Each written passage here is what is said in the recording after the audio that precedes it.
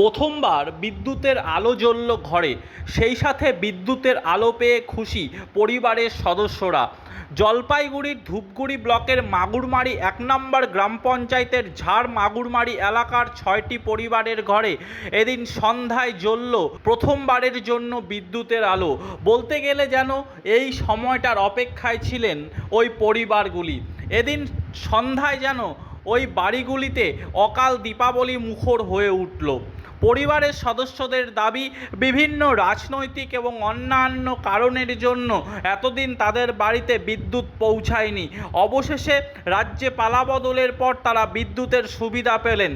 যে এলাকা সন্ধ্যার পরে অন্ধকারে ডুবে থাকতো, এখন সেই এলাকায় আলোর ছোঁয়ায় যেন জ্বলজ্বল করছে। এখন থেকে ওই পরিবারগুলির ছাত্রছাত্রীরা যেমন পড়াশোনার ক্ষেত্রে ব্যাপক সুবিধা পাবে, সেই সাথে বিদ্যুৎ পেয়ে ওই দুস্থ ৬টি পরিবারের কাছে পৌঁছে দিয়ে সবথেকে বেশি যে মানুষটি বিভিন্ন ক্ষেত্রে ভূমিকা পালন করেছেন, তিনি এলাকার বিজেপির বুথ সভাপতি লিটন ঘোষ। বিগত প্রায় ৬ বছর ধরে ওই ৬টি পরিবারের জন্য তিনি বিভিন্নভাবে তার প্রচেষ্টা চালিয়ে গেছেন। অবশেষে তার চেষ্টা যেন সফল হলো। স্থানীয় বিজেপি নেতৃত্বরা আশাবাদী, যেভাবে তারা এদিন এই বিদ্যুৎ পৌঁছে দিয়েছেন, সেইভাবেই আগামী দিনে যোগাযোগের জন্য রাস্তা এবং ওই এলাকাকে আরও উন্নততর পরিষেবা পৌঁছে দিতে বদ্ধপরিকর থাকবেন তারা। অনিমা রায়।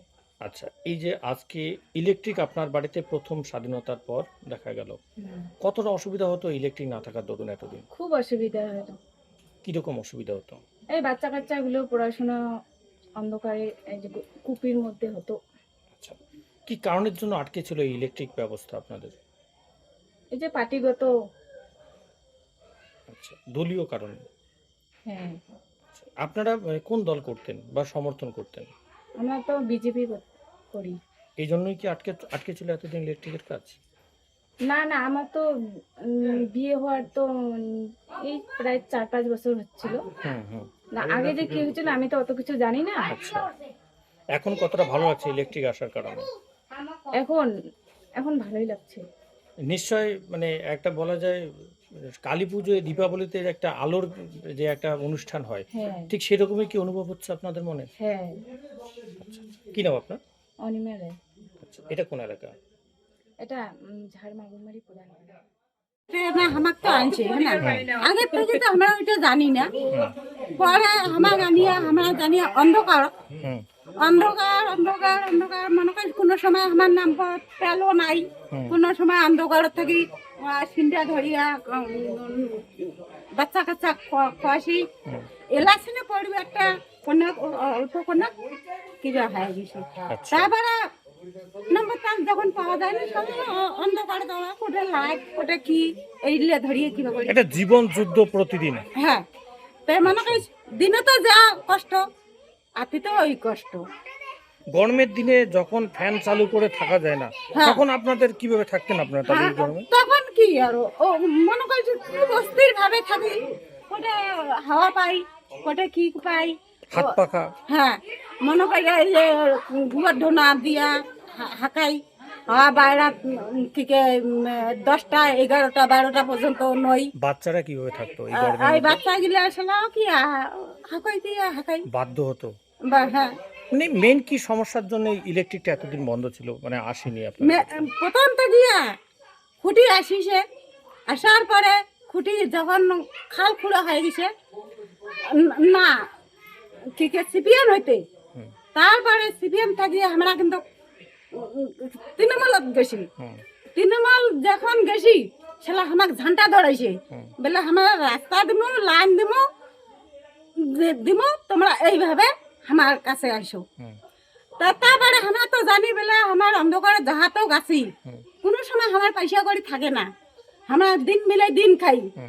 তখন আমরা করলে কি নিগিয়া রাস্তা দিল না, ঠিক লাইনও দিল না। তারপরে বললাম দীর্ঘ বছর থেকে এই বাড়িগুলো ইলেকট্রিক পরিষেবা থেকে বঞ্চিত ছিল, এবং একদিকে হাতির উপদ্রব যেমন তেমনি বাচ্চাদের পড়াশোনা এবং আরও একাধিক বিষয়ে উঠে আসছিল।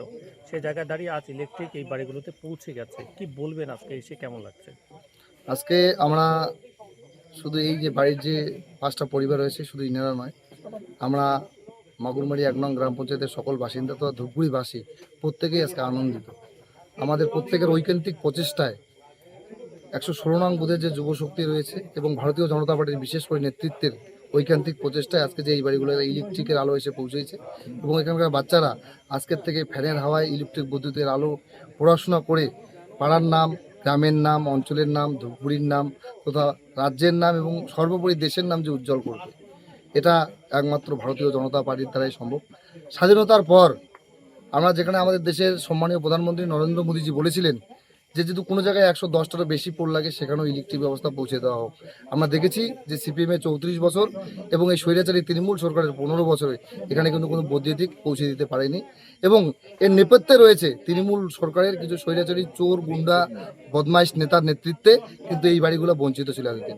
আজকে যেদিন পশ্চিমবঙ্গে ভারতীয় জনতা পার্টি প্রতিষ্ঠিত হয়েছে এবং ধূপগুড়ি বিধানসভার প্রত্যেকটি নেতৃত্বের ঐকান্তিক প্রচেষ্টায় আজকের দিনে এই বাড়িগুলো আমরা বিদ্যুৎ পৌঁছে দিয়ে আমরা খুবই আনন্দ বোধ করছি। কতটা খুশি?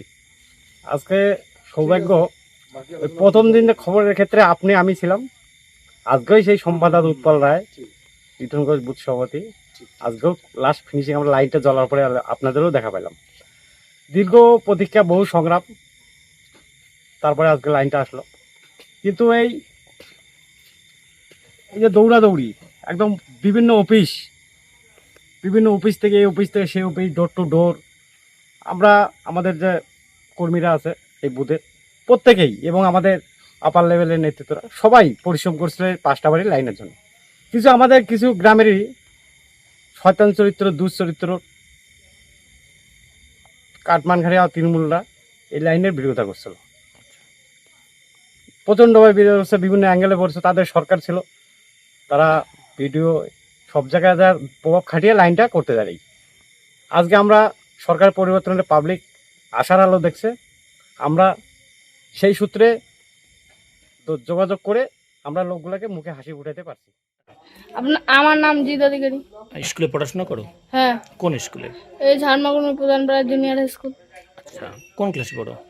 আমি ক্লাস 8-এ পড়ো। হ্যাঁ। এই যে এখন তো গরমের সময়, হ্যাঁ, এই বাতিতে পড়াশোনা করতে হচ্ছে, কতটা অসুবিধা হয়? এবং আমাদের অনেক অসুবিধা হয়, আর লাইনের হওয়া পাই না, আমরা ওই যে গোসা দিয়ে আমরা ভালো করে পড়াশোনা করতে পারি না। আচ্ছা, মানে কোনোদিন কি ইলেকট্রিক আসেনি তোমাদের বাড়িতে? আসেনি, একবারও আসেনি। আচ্ছা, তোমাদের এই কয়েকটা বাড়ি আছে, তার মধ্যে কে মানে সব থেকে বড় কি বাচ্চাদের মধ্যে? বাচ্চাদের মধ্যে বড় তো আমি। আচ্ছা, ঘটনা হচ্ছে এই যে এখন ইলেকট্রিক আসলো বাড়িতে, তাহলে কতটা পড়াশোনা করতে সুবিধা হবে এখন? আমাদের পড়াশোনা করতে এখন সুবিধা হবে। আচ্ছা, এতদিন অসুবিধা হচ্ছিল। হ্যাঁ।